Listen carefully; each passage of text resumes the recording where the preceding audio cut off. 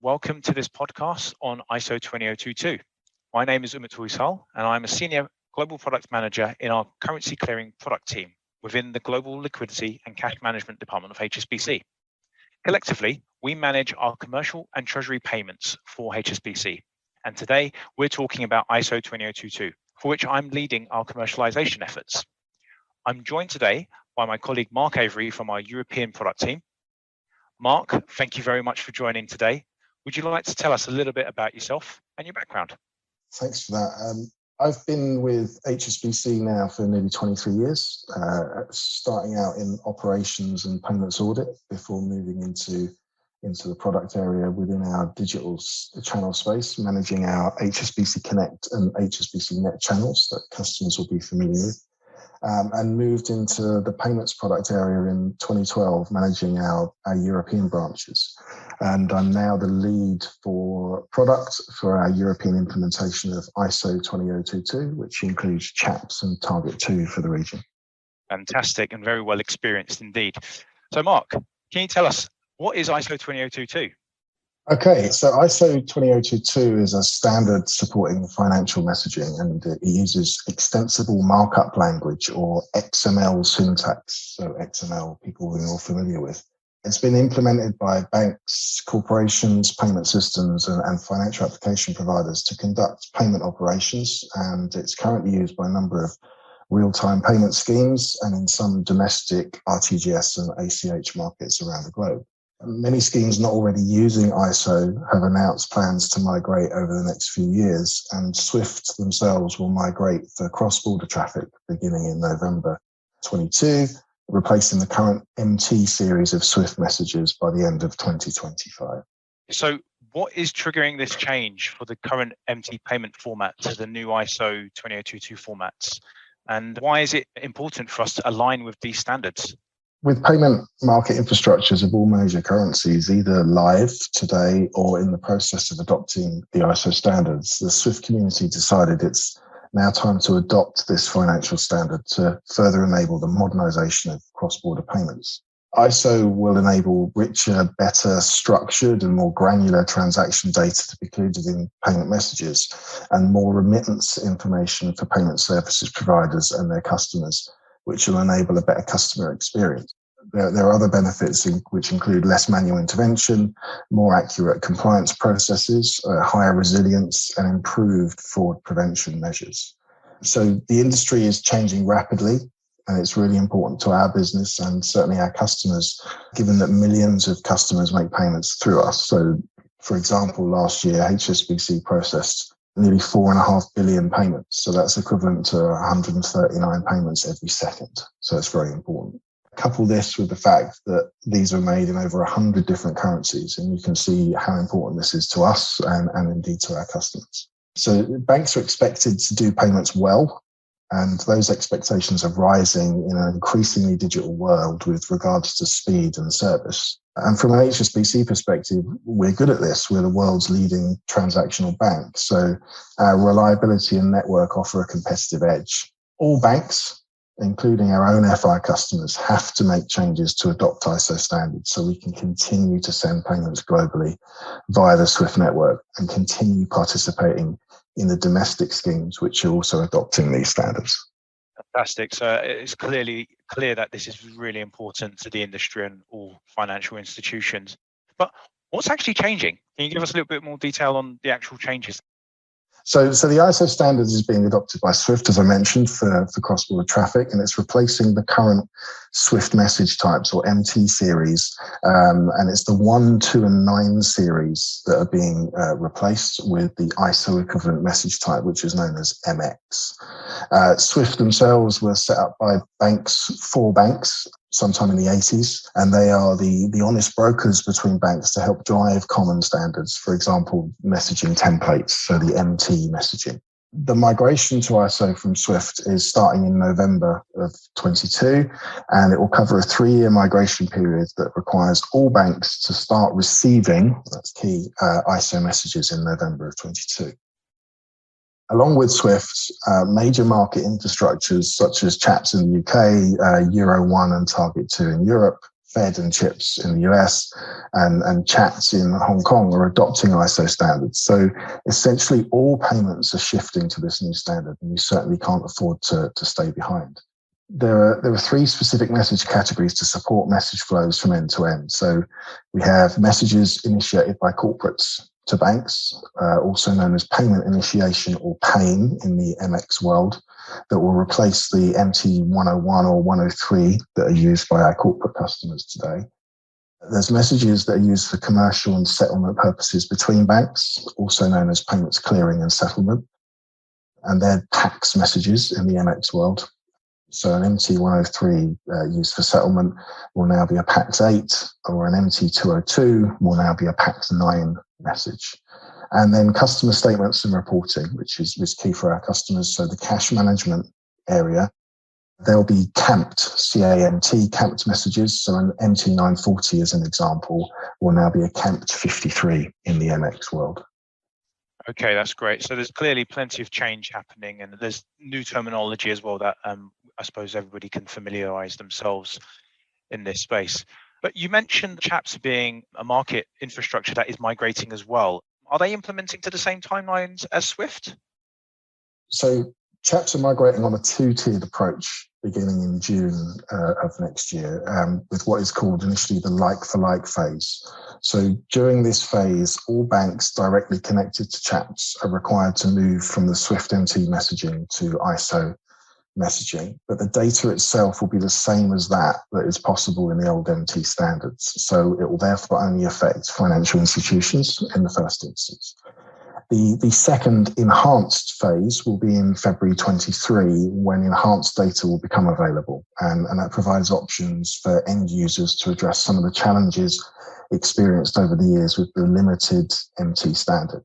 The Bank of England's also set out a roadmap for how it intends this enhanced data to evolve in the years following the implementation of ISO within the CHAPS payment messaging landscape. So from February 23, the Bank of England will encourage the use of purpose codes and legal entity identifiers, or LEIs, as people may know them. The Bank of England also requires the implementation of structured addresses and remittance data for domestic payments once the CHAPS Direct participants, such as HSBC, are capable of sending such enhanced data. From spring of 24, the Bank of England requires the use of payment codes and LEIs for payments between financial institutions. So it's a must-have from spring 24. And purpose codes will also be a requirement from spring 24 for property transactions specifically. And then from November of 2025, when SWIFT retires the MT messaging standard completely, the Bank of England will say that we must use structured addresses and remittance data for all payments. So that's quite key. It's worth noting that while SWIFT are going live for enhanced cross-border messages in November of 22, domestic CHAPS payments will not accept enhanced data until February 23. So any domestic CHAPS payments received through SWIFT during that period will see truncated data to MT-like data for processing. So between November 22 and February 23, there can be some truncation. Okay, great. So there are a few sort of nuances and dates to call out specifically to CHAPS that are outside of the SWIFT timelines. Thank you for covering that in detail. So tell us, what are the challenges that our customers are facing today? Okay, yeah. So I mentioned that there were some challenges there that this will address. So first is limited space. So the current MT standards were created in an era where it was not possible to carry extensive amounts of data, essentially due to the costs involved. Data was expensive at the time. So there's more space available now within the new standards. Secondly, there's a greater demand for more information to understand where someone is getting paid, which simply isn't possible today with the limited space that we have in an MT message. Payment delays. So unstructured information can lead to misinterpretation of data, which causes delays involved in screening payments, etc. And then reconciliation. So references that keep on changing as they move through the different banks associated with the payment process can cause reconciliation issues for our customers. And I'm sure our listeners will be really interested to hear this then. So with ISO, what will the benefits actually be then? So some of the benefits and addressing the challenges that I mentioned just now, automation of reconciliation. So structured remittance information can be included, and that can include rich invoice information to support reconciliation. So not only is the integrity of the data higher, but there can be more of it. So for example, multiple invoice numbers can be provided on the instruction and reconciled with ease rather than manually. Reduce payment delays. So ISO provides structured and granular address formats where there are dedicated fields that represent the address that remain unchanged throughout the payment journey. This ability to provide a more complete and granular detail will drive efficiencies in compliance and sanctions monitoring and reduce the number of requests for information that customers receive from banks in the processing chain, which cause delays in payment execution. So a good example, where previously everything was in a single string of text, now each address detail will have its own field. So sending money to a business that happens to be on Cuba Street in London will not be incorrectly identified as being paid to Cuba, the country, is an example. We've got payment tracking abilities as well. So with dedicated payment reference fields that are less likely to be changed throughout the chain, there's an improved payment tracking available to be able to look at that payment based on that reference from an end-to-end perspective. So we get a uniform customer experience. So global adoption of the standards helps provide a consistent experience to our customers globally through standardized and enriched statements and advising. There's enhanced data insights. So the standardized message data elements will facilitate a more robust business experience for our customers due to the enhanced data analytics that banks can potentially provide. So in summary, the entire end-to-end payment processing, right from initiation to returns, it's going to be a better customer experience and a smoother payment journey, which benefits both us and our customers. That's great. I'm sure everybody across the industry is looking forward to this being implemented. So Mark, can you let us know what changes are we at Hsbc particularly making to prepare for the CHAPS changes? Yeah, of course. So we have one of the largest processors of CHAPS payments in the market. So it's important we're fully compliant with the Bank of England changes, not just from a rule book perspective, but also in ensuring our customers can benefit from the changes to CHAPS and the wider industry migrations to ISO as a whole. In addition to major infrastructure changes that we're making to ensure we can process enhanced information through the payment chain, we are updating our customer channels to allow additional information to be provided with a payment once supported in any given market, and our reconciliation information as well, such as statements and advices, to ensure we can send on any enhanced information received when crediting our customers. And to assist in this process, our digital colleagues are already working with our HSBC Net and Connect customers globally to migrate away from MT messages to a more appropriate format for the future, which includes XML standards. Okay, that's good to know. So what changes are we asking our customers to make? What do our customers need to prepare for the upcoming CHAPS changes? Okay, so as I mentioned just now, our digital colleagues are engaging in some change program, and they'll be in touch with any customers still using legacy file formats such as MT, but there are others, to assist them in migrating to a future-proof format. So customers making online payments using our HSBC Net channel, they can continue to process as they do today once CHAPS goes live with ISO standards in June of 22. We recommend that all customers are prepared to receive additional information after February 23, when incoming credits that we receive can begin to be provided with enhanced information, and that will no longer fit into legacy statement formats such as the MT940. We also recommend customers begin thinking about managing structured address and remittance information to ensure that their payments retain continuity of information as CHAPS begin processing in a structured form for domestic payments. So that's quite important. And finally, we'd recommend being ready to send LEIs and purpose codes where required in 23, as they'll become mandatory for CHAPS payments in spring of 2024.